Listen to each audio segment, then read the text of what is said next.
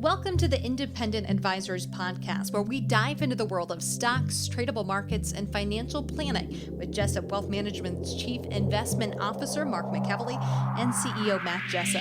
You'll hear tips, tricks, and strategies to address your financial well-being, and most importantly, conveyed in a way that everyone can understand. Here are your hosts, Mark and Matt. Welcome to episode 331 of the Independent Advisors Podcast. On today's show, we have Mark Peebles, team lead and Realtor with the Peebles Group by NavX Realty. The Peebles Group is dedicated to cutting through the confusion and helping you make good real estate decisions. They've been guiding families, individuals, and business owners in the greater Dayton, North Cincinnati markets for decades. We're going to discuss interest rates, housing market trends, a realtor's impact in community development in the Dayton region. We're honored to have Mark on this morning. We've been longtime friends. Let's jump in, Mark. How you doing, my friend? I am excellent, Matt. So good to be with you on the show. I'm pumped. We've been longtime friends. It's nice to have you back on. Yeah, you know what's funny is I was thinking back the other day to how I first met you. I don't know if you remember this, but I actually don't. Please. Okay. So years ago, I think you advertised in Christian Blue Pages. I did. Years ago. Years ago. So I was trying to make contacts, and I think I reached out to you out of the Christian Blue Pages, and it started a friendship. We have been it's over a decade at least. Yeah, at least. At least. Probably going back to 2013. That'd be my guess too, 2012, 2013. Yeah. That's so I've always cool. enjoyed your friendship, and I'm just grateful to get to be on the show with you. I've been watching every week. I get your email, and I'm watching these numbers go up. And you told me today we're at 331. I'm so proud of the podcast. 331. Awesome. And you're a real estate magnate. You got a great brokerage firm. Why don't you go a little bit deeper for the individuals that don't know you and your firm? Talk about yourself. I want to hear about this. Okay. Well, first off, I am married to Elizabeth. Yes. Right. So I say I'm a Jesus follower. I'm married to Elizabeth. Yes. That is love of my life. 24 years, going on 25. We're coming up on that anniversary. And then I have 3 kids, Tommy, Olivia, and Alicia. And Tommy is actually going to graduate college this year and come into the business with me. So he'll be the 3rd generation going into real estate. I've worked with my dad. Phenomenal. Yeah, it's really exciting. Your dad's a wonderful person. Yep. He is, I would call, like a celebrity around town. Is that a good way of saying it? Yeah, I've always said in the real estate industry, he is one of the icons of the business. Now, he's 82 years old. He's slowed down a little bit, but he is still out there inspiring agents. He's a broker, so he's one of the brokers of my company, which is NavX Realty. And he still loves to jump on the phone and solve problems with agents and help them be successful.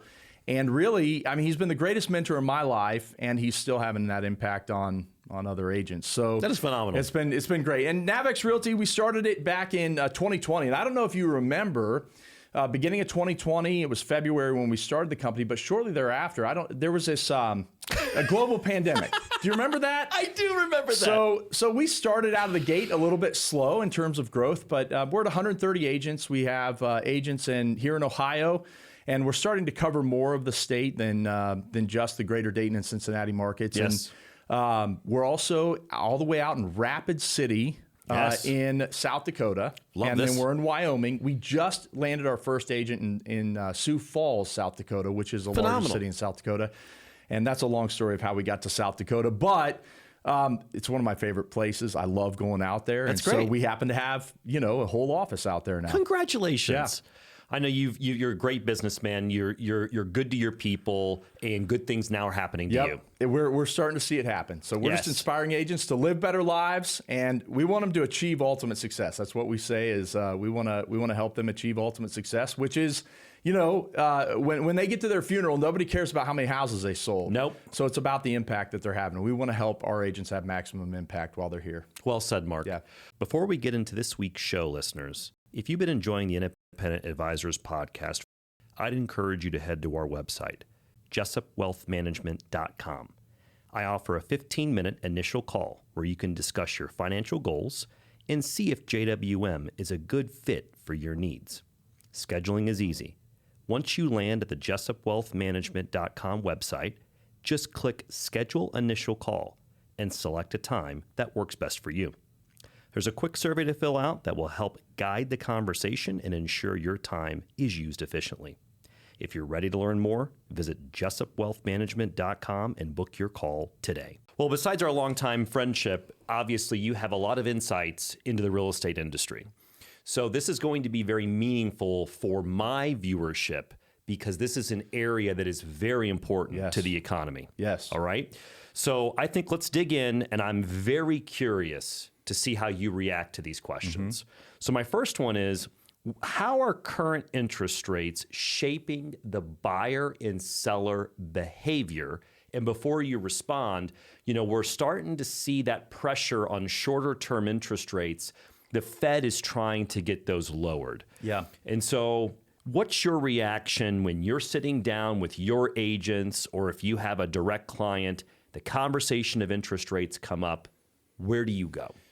Well, it's a big topic. It is a big topic. And right now, in everything that we're hearing in the news about short-term rates and what the Fed's doing, people get all excited and they're like, oh, I'm going to be able to buy a house. In fact, I heard our very own president, he's saying we need to get interest rates lowered so that more people can buy homes. And a lot of the buying public, the consumer out there, they don't realize that those short-term rates are not mortgage rates. And there's a lot more to that mortgage market.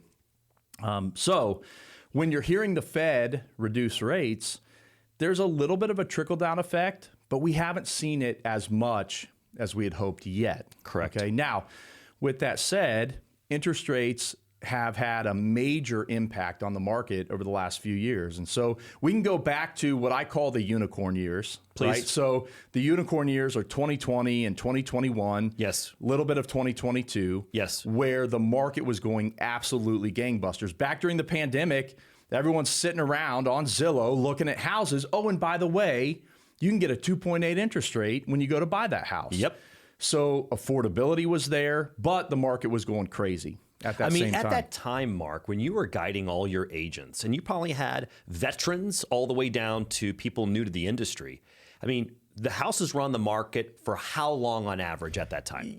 If you listed a house today, you probably had about 8 minutes to show it before you had 20 offers. It was crazy.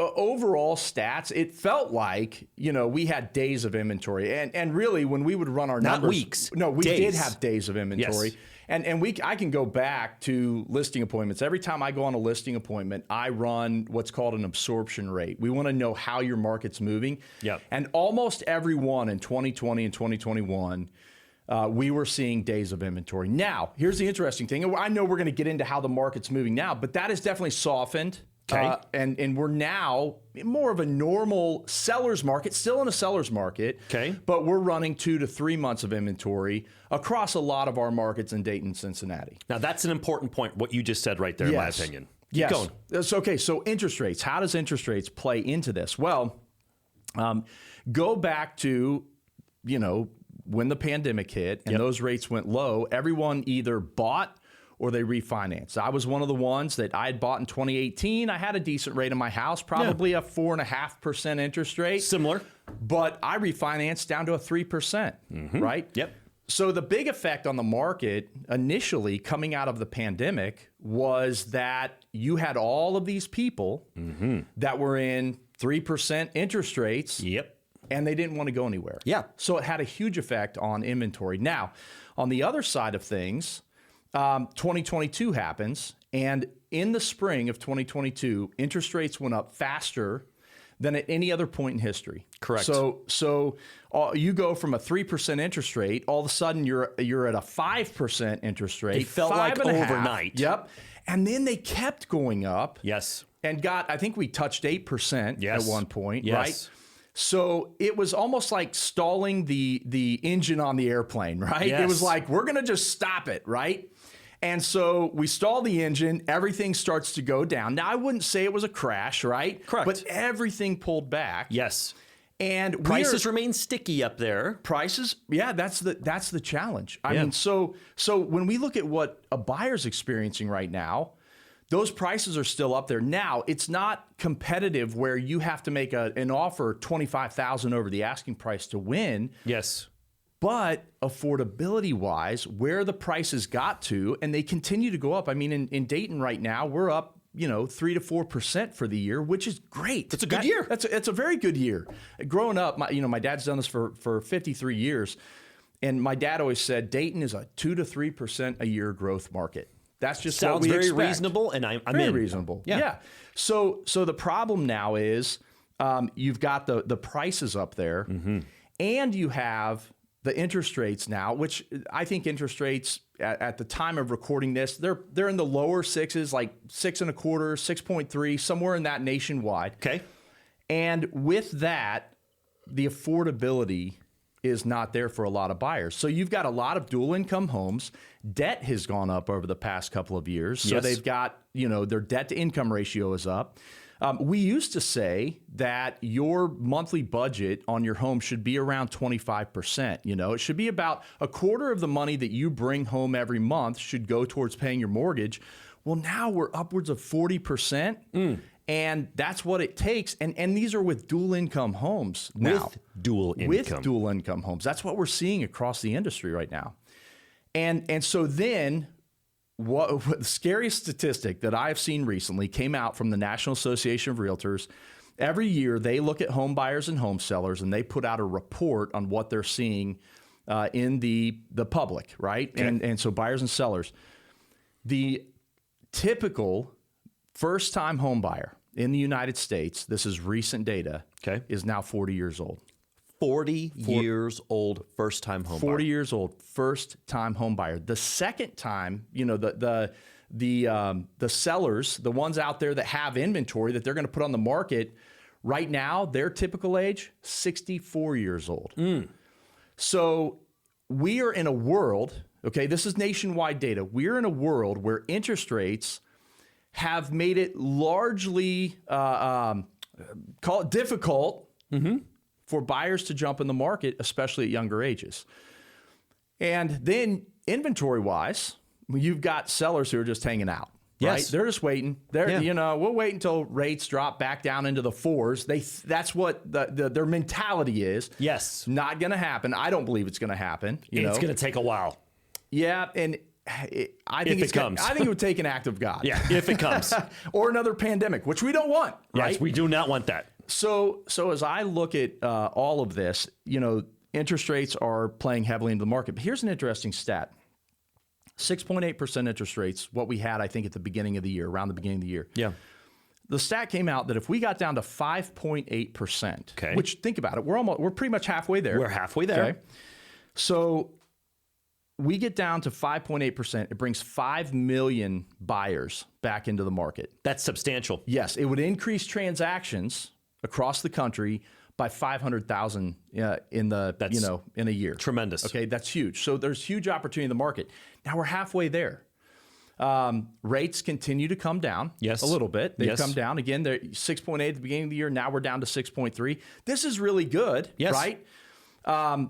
If we can get them down a little bit more, and I say it's people way smarter than I am that have to figure out how this happens. Yes. If we got them down into that upper 5 category, somewhere into that range, I think the market takes off. You see a lot more activity. Yep. So National Association of Realtors looks at it this way. Their outlook on the market next year is solid. They think that we're going to see 14% growth in the real estate market in terms of the number of transactions next year. Okay. They're predicting 14%. Now, Realtor.com, their economists say 1.3%. So why is there such a gap? Yes. Well, they're betting on interest rates. Yes. So the Realtor.com economists, they believe that interest rates are going to stay steady right where they are. Okay. National Association of Realtors, they're predicting interest rates come down to around 6%. Okay. And they say that if we get them around 6%, boom, the real estate market takes off. A lot more activity. Yep. So all of that to say, I know that's a long answer about interest rates, and we got lots to talk about today. Yes. They definitely have had an effect on the market. Interesting. For sure. I have a follow-up before I go to my next question. It's in regards to the trends you are seeing for first-time home buyers in regards to down payments. Yes. So I think over the last decade, there's some misconceptions about down payments. I'm going to give you an example. Yeah. Child of a client of mine reaches out. I want to buy a home. I've been told I absolutely need 20% down. Can you clear the air either way of what this looks like for a first-time home buyer? Yes, absolutely. In fact, that is a major misconception. Yes. And it's because a lot of times you hear about 20% down, 30-year fixed rates, right? Correct, sir. Which are the best rates, typically. Yes. However, you can get into the market with as low as 3% down on certain conventional products. There it is. Okay, so that's good. And the FHA is 3.5% down. Yes. VA, which we're in a big VA area because of Wright-Patterson Air Force Base. Absolutely, sir. 0% down. Zero. You can actually come to the table. I've seen VA buyers come to the table with a credit coming to them because we were able to get down payment or able to get some closing costs covered. And they earned that, right? Yes, They're they serving have. the country. They did. They deserve it, right? They did, absolutely. So take advantage of those, right? And we see a lot of VA in this area. Now, 2020 and 2021, those unicorn years again, it was hard to buy a house with an FHA or a VA loan because they're a little bit pickier on the appraisal side. Yes. But let me tell you, right now, those opportunities have come back. Yes. Take advantage of it. Yes. And my word to buyers, and I think we're going to talk about this, but my word to buyers right now is get into the market at all costs. Yes. Because you know the best time to buy real estate, right? When times like this, because once it heats up. Well, it's actually 5 years ago. It's always 5 years ago. Good point. Right? Good point. So if you want to set yourself up for 5 years from now, yes, buy real estate today. Get in wherever you can. Yes. So all of that to say, yes, you can get in with as little as 3.5%. 3.5% down. See, I want you to clear the air on that. So let's now pivot to more Southwest Ohio. What are the trends you're seeing either in the Dayton housing market, Mark, Southwest Ohio, North Cincinnati? What's hot? What's cooled? Housing types, price ranges, what you think might be next? Where's your head go? So I think, one, we're in a very strong market. Okay, so if you look at the median the median home price in the greater Dayton area, we're around $250,000. Okay. Nationwide, $415,000. Okay. So when you think affordability, I think Cincinnati's just over 3. It's like 315. Okay. So look at those markets. Look at the job markets around them. We've got strong job markets in Dayton and Cincinnati. Of course, do right now. Yeah, Dayton heavily driven by Wright-Patterson Air Force Base. Yes. Right? Engineers, contract negotiations happening there. Yep. Purchasing happening there. A lot of major things. We don't just have a lot of enlisted military, which is great to have enlisted military, but they're also on the lower pay scales. Sure. We have a lot of higher pay scale jobs. Civilian contractors. Here in this area. Correct. Yes. So when you look at that and you look at how much homes cost here in Dayton versus what you look at across the country, in many markets across the country, we're a very affordable market. Okay, so when someone gets transferred here, what's their first reaction when your team is taking them around? Well, my favorite reaction is when I get someone from California and they're like a good example of this is I had a transaction coordinator that when she moved here, she wasn't going to be working for me. It just turned out she used to be a transaction coordinator and ended up working for us. And she still works for our company today, but she moved here and I think they bought a house probably 250, probably over 300 now. And she moved here from Northern California. And she was like, this house in California would be over $2 million. Oh my gosh. Because they were on a little over an acre. It was a cute little, just cute little house, Yeah. right? Traditional little home. And they're paying, $250, and she was like, this would be $2 million. Oh. So, but here's the thing, California, that's an abnormal market. Sure. But we do get a lot of people moving here, and they are surprised at what they can get versus what they could get similar home in their market. I just had a couple in from Florida. They could pay $400,000 for a house in Florida. Okay. Or pay $400,000 for the same amount of above grade square footage here, but in Ohio they have a basement, yes. and in Florida they don't. Right. See? So they're getting more space. Yes. Call it storage. You can finish that space, but they're getting more space here than what they're getting in Florida, and their dollar goes a little bit further. Larger lots too, right? Because everything that they're building in Florida for years, they've had to build on smaller lots. Yes. So a lot of times when people are moving to this area, they are surprised at what they can get for their dollar here, right? It's going a little bit further. Are there suburbs that are hotter than others right now? Yeah, so in terms of the suburbs, you've got your standards in the area. Like as we sit here today in Oakwood, Yes. Oakwood's always been one of the hottest suburbs in the area. Correct. My opinion on that is probably because Oakwood has invested so much in their schools over the years, right? Yes. And schools do sell areas. Now, I don't make recommendations based on schools. It's against our code of ethics. Got it. But I do direct people to the state of Ohio report cards that allows them to do their their own research. doing the research. And a lot of times people are drawn to places like Oakwood, Centerville, Beaver Creek, Bellbrook, Waynesville, Springboro, right? Everything you In mentioned, fact, great school districts, by the way. yeah, all of them are, right? And we're very blessed in this area. We have phenomenal school We districts. really do. And even like West Carrollton, okay? Yes. I think if you look at the report card, they don't rank as high as a Centerville or Springboro does. It's a great school or district. Oakwood, but they have all new schools. Beautiful. Beautiful schools. Beautiful new schools. I know some people that work there. It's a great school district. Absolutely. Yes. So I think there's a lot of opportunity in those areas. Here's an interesting one. I work with a lot of physicians. That's been kind of a mainstay of my business remember over the that. years. So what I've seen a trend from physicians, it always used to be Washington Township, Centerville, Washington Township, Yes. all in that Centerville school district. That's where they wanted to be. It's where they could get the new construction. Yep. It's where they could, count on that school system, be within the radius of the hospitals that they want to be within. Yep. Here's the interesting thing. Yeah. The shift that we've seen over the past few years Yes. has been to go 1 mile further south Yes. into Warren County Yes. to Clear Creek Township, Yes. Springboro, Yes. okay?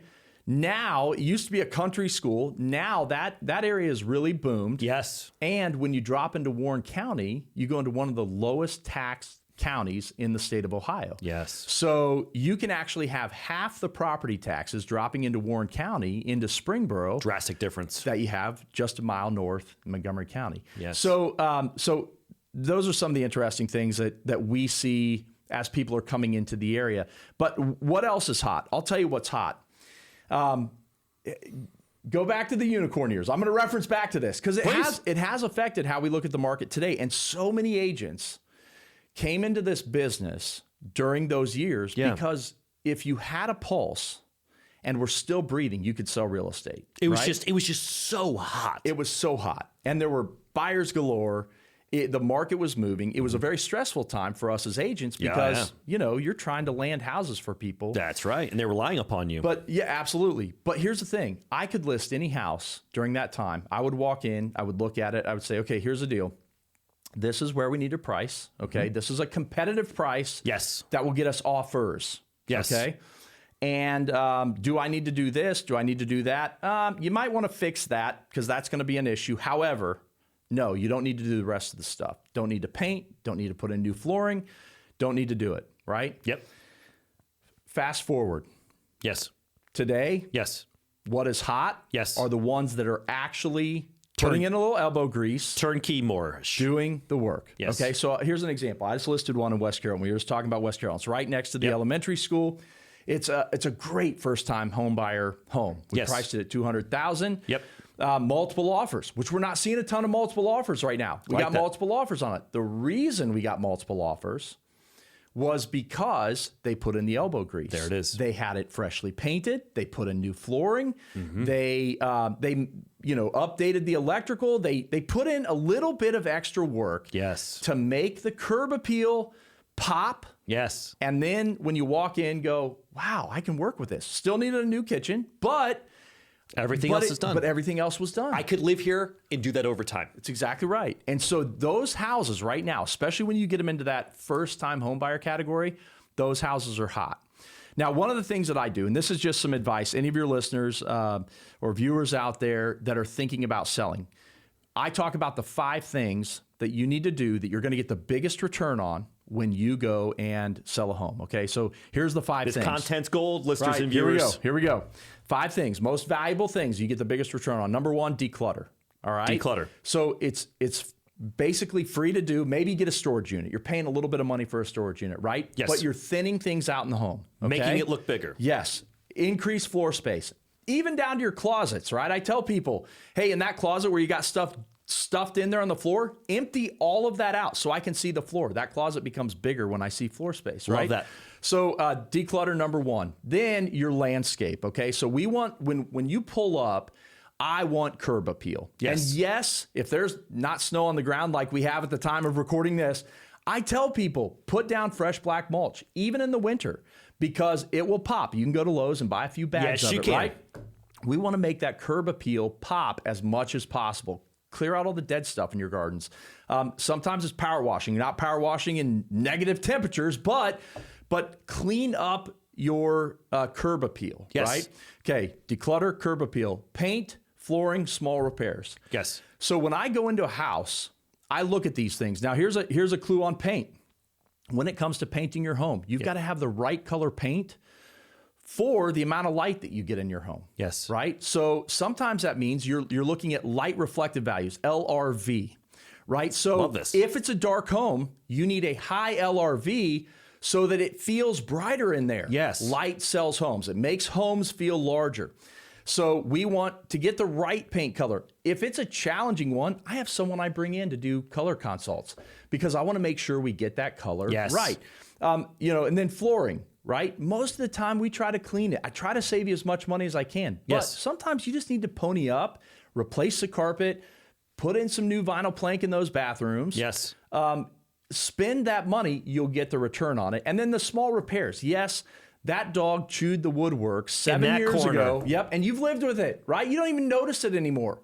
But buyers, they're fickle, right? So when they come in and they see that little repair and they see that the faucet's dripping, they automatically, psychologically, whether they realize it or not or verbalize it or not, they're saying, I just don't know if they took care of this house. Bingo. Yep, and so here's the thing. It will cost you $100 to make those repairs with a handyman today. Yes. It'll cost you $1,000 on the price that you get tomorrow if you don't do it, right? So I think it's well said. So those are the 5 things I recommend. It's declutter. It is curb appeal, paint, flooring, small repairs. You focus on those things. Yes. Get a house ready to sell. Those are the houses that are hot in this market.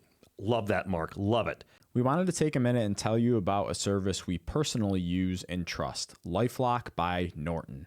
With everything we do online these days, protecting your identity and personal information is more important than ever. That's why we've partnered with LifeLock, a leader in the identity theft protection industry. Their mission is to empower people to live their digital lives safely, offering tools to help protect you and your family from threats like identity theft, cybercrime, and fraud.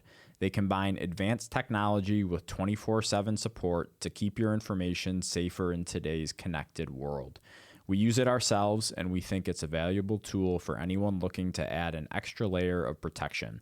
If you're interested in checking it out, you can use our special link to get a discounted rate. As a heads up, we do receive a percentage of compensation if you sign up using our link, but we partnered with LifeLock because we believe in what they offer. To learn more and get the deal, just head to jessupwealthmanagement.com/LifeLock. So let's transition. How are the realtors right now in your firm, how are they helping clients adapt to this affordability challenge and this lower inventory, this kind of new normal post-pandemic? Yep. So first of all, I always say that my goal is to help you make good real estate decisions. Yes. And so I think what I've seen, especially from the younger generation, which we talked about average first-time home buyer being 40. Yes. Shouldn't be in Dayton, Ohio. Okay. So yes. Dayton and Cincinnati, we're seeing much younger buyers. I sold a house to a 19-year-old this year. How was that experience? Graduated high. Oh man, it was one of the great joys. That's I was pretty cool. The whole time I'm like, dude, I'm so excited for you, And I still probably get more joy out of working with first-time home buyers than multi-million-dollar Ever buyers. since I've known you, I mean, you're a magnet. You deal with very high-end clients.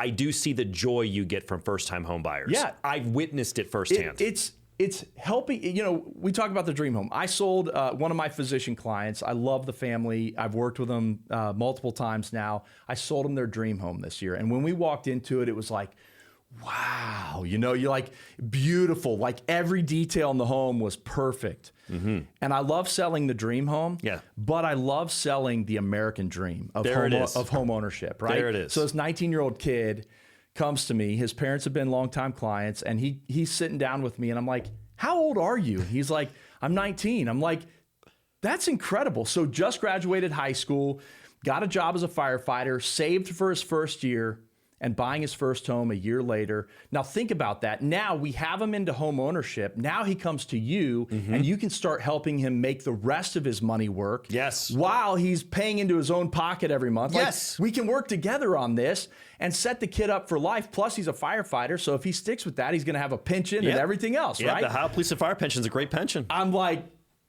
this is amazing. I Good love for him. you, I'm Good so for this excited guy. about this kid. But here's the thing. What we've seen with the younger generation that can't afford to buy in Dayton and Cincinnati, where they may not be able to in other markets, is they want to live in the same house that mom and dad live in. Keep going. Yep. Okay. So what I like to do is educate you on the importance of making your first home purchase, Yes. right? Because if you're renting, you are always paying a mortgage. It's just, are you paying your mortgage and putting money in your own pocket every month, or are you paying someone else's mortgage? Yes. Right? I talk about real estate investment. I think real estate is a phenomenal investment. Yes. Because where else, like, you can't go to the bank and be like, hey, I want to borrow $100,000 to invest with Matt Jessup. They're going to be like, Not going to happen. But you can do that with real estate, which is one of the reasons I love real estate, right? Yes. And I tell people, balance your portfolio, right? Nothing wrong with that. You need Matt. Yes. But you also need a little bit of real estate in your portfolio too. Have a rental property or 2 rental properties. I'm not against it. So that said, then you put a renter in there, a tenant. Yeah. Cost you a little money over time. Maybe you got to fix something, replace a furnace here and there. But they're actually paying the payment for you every month. They're paying into your pocket every month. You're building that equity. Exactly. So what I always tell people is buy that first house, like this young guy, buy the first house, right? Build some equity up, save for your next house, right? Start putting some savings away. Yep. Then keep that house when you move out of it. Keep going. Right? Move a tenant into it. Yep. Now let them start paying that down. You save up, go and save up a rainy day fund of $10,000 in case you have to replace a furnace or replace the roof or whatever the case is. You've got your rainy day fund. Now take all of that monthly cash flow, that extra $200 or $300 that you're getting every month on that property, and start paying it into the mortgage. Let's pay down that mortgage faster. Yes. Right? So this is how I advise young people. But now, here's what we have to do, is we've got to get these young people that grew up in mom and dad's house, want to live the lifestyle that mom and dad lived, to realize, hey, listen, you don't have to go spend $350 on your first home. Like, what if you spent $250? You're not buying your dream home, okay? You don't have to buy your dream home yet. But if you buy right on the first one, you make a good real estate decision, you make a good first investment, it may not be one, you may not want to be in real estate and keep it as an investment, right? And that's okay. Sure. But you want to build the equity along with your savings that allows you to buy your next home so that you can eventually buy into the dream home. Now, that's the advice they need to hear, Mark. Yes. And it's simple. It's really simple. Yes. All you got to do is get yourself into the real estate market. I love this. All these people waiting right now, there's so many, millennials, largest home buying population in American history. And they're the ones that are sitting on their hands right now, right? 40-year-olds, first-time home buyers, those are millennials. They're sitting on their hands, not getting into the market. And 5 years from now, while they're still sitting on their hands, they just lost out on all the equity they could have been building that could have been helping them, buy into the next home, right? Buy into the dream home. So let me respond in this way. So right now I'm getting some general inquiries from, I would say, 2 subsections of the client base. The first is the client that is between the age of 65 and 80, who have the multi-level home, that have some land, that are like, listen, I'm ready to downsize, but the problem I have is for what I sell my place when I downsize, the places I want to move to are just as expensive. Yeah. Okay. That's what I see in one subsection of my client base. The other is what you just mentioned, who are thinking, hey, I haven't bought a house yet. We're renting. And here we go, Mark. How many times have you heard this? When rates come down in a year or two, I'll do it. My response in both of these situations is as follows, and please critique this advice. I look up to you in this area. You're the professional.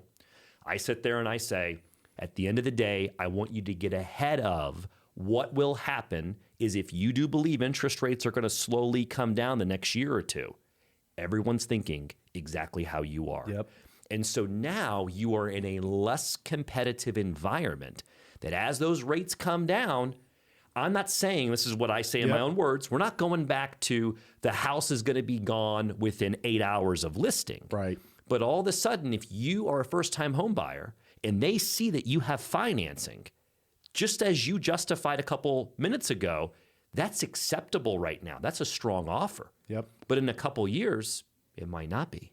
And then for the client that is older, that wants to downsize to that ranch, listen, I know you're feeling that lateral move is just not worth it. I have this house, it's worth, I'm going to give you a number, $450,000, and I want to move to XYZ community that has ranches that are also $450,000. I feel like I'm losing out. My comment is, if you feel that way now, how are you going to feel in a couple of years, assuming that interest rates slowly come down and it gets a little more competitive? Yeah. Then what's your situation? What's your thoughts on that advice? So again, best time to buy real estate is 5 years ago, right? Yeah. So my parents went through this. They had a house that had steps. My dad had knee replacements, and he's 82 years old. He doesn't walk as well as he used to. So they really needed to get into something that had, zero entry, no steps into the house. Yes. And they did that. And I think they paid around $350,000. It was a new build, right? Okay. Cute little bungalow is what it would be classified as, which you're not seeing a lot of new bungalows, but there's a builder in town, happens to share my last name, that does that. Right? I love that. Peebles Homes, they build these cute bungalows. So my parents moved into one, $350,000, 3-bedroom and 2 full baths. But it's for their lifestyle, Yes. right? Yes. There's no way we could get my dad into his previous house with just 2 steps into it, Yes. if he was still living there today. I think sometimes you have to make the decision because when you get over the age of 65, your health can turn in a second. It can. Right? It can. And you just never know. So if you're feeling like, I'm already struggling with the stairs, well, imagine if you have a health event that changes that. That's a good point. And you see that because you're guiding them right now. Yeah. And so my parents have lived in this house now, I think for 4 years, and those houses are now being built for $450,000. Yes. So new construction is going to continue to go up. The prices are going to continue to go up on new construction. And so if you need to make that move, then I say find it and then ride the market up with it, right? Yes. And if it's going to be where I think they need age in place. They need to get out of their head about this lateral move. They feel like it's a downgrade monetarily, and it's not. Yeah, and it's sometimes you just got to make decisions for your health and safety. That's right. Right? Because here I'm in my, mid 40s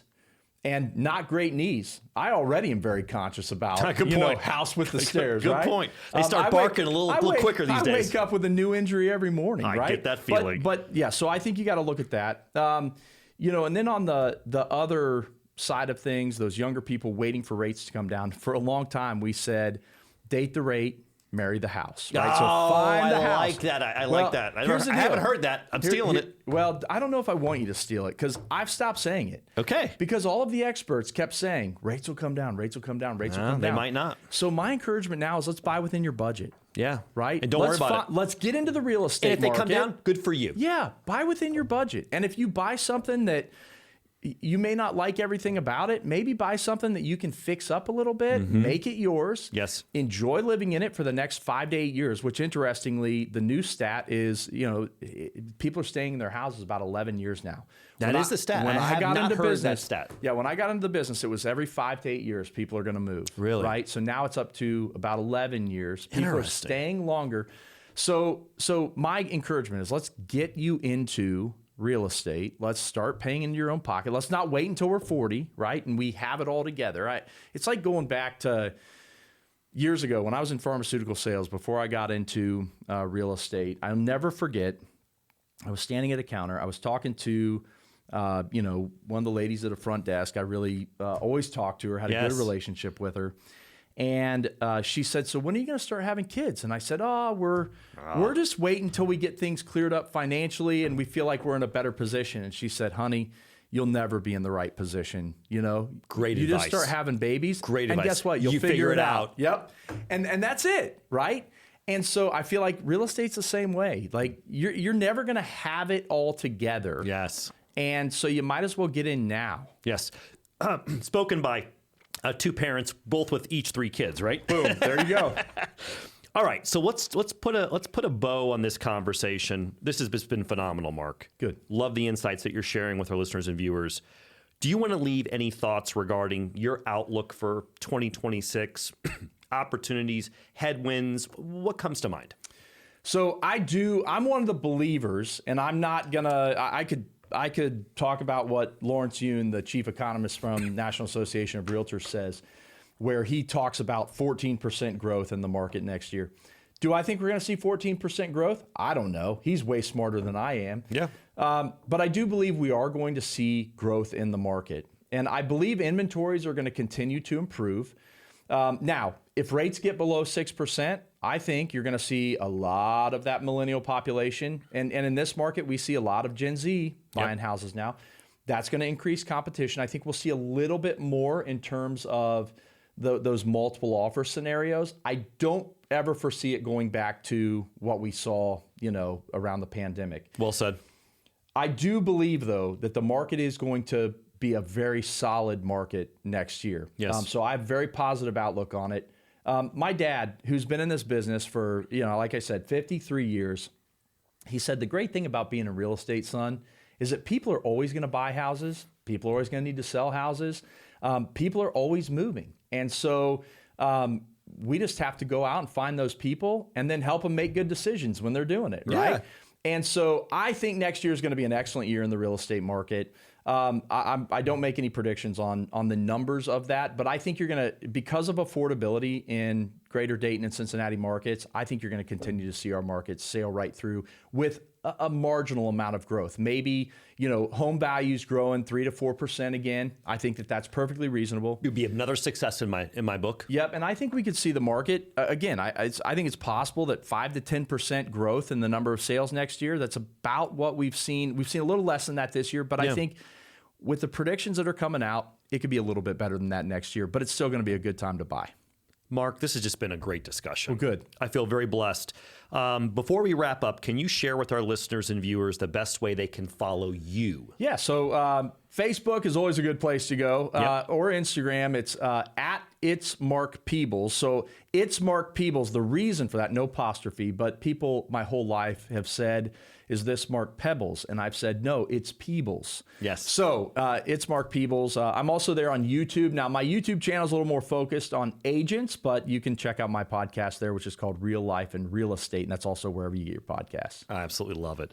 Well, thank you, everyone, for listening to episode 331 of the Independent Advisors Podcast. We'll be back next week with episode 332. Mark, thank you. Thank you, Matt. Thank you for listening to the Independent Advisors Podcast. If you're interested in hearing more, hit the subscribe button so you can be notified every time a new episode gets released. Feel free to share with friends, family, and follow us on Twitter at Jessup Wealth, Facebook, and LinkedIn. Mark and Matt will continue to share beneficial information on these social media sites. Also, check out the podcast tab on their website. That's www.jessupwealthmanagement.com. There you'll find links to every episode of the Independent Advisors. Have questions or topics you want to discuss on the show? Message us on Twitter, LinkedIn, or send an email with the words questions and topics in the subject line to inquiries@jessupwealthmanagement.com. We'll talk about it right here on the podcast. Certain sections of this commentary may contain forward-looking statements based on reasonable expectations, estimates, projections, and assumptions. Forward-looking statements are not guarantees of future performance and involve certain risks and uncertainties which are difficult to predict. All indices are unmanaged and are not available for direct investment by the public. Past performance is not indicative of future results. This podcast is provided for general informational purposes only and does not constitute either tax, legal, or financial advice. Although we do go to great lengths to make sure our information is accurate and useful, we recommend you consult a tax preparer, professional tax advisor, financial advisor, or lawyer regarding your specific circumstances. Investing involves risk, including the loss of principal. No strategy can guarantee any objective or goal will be achieved.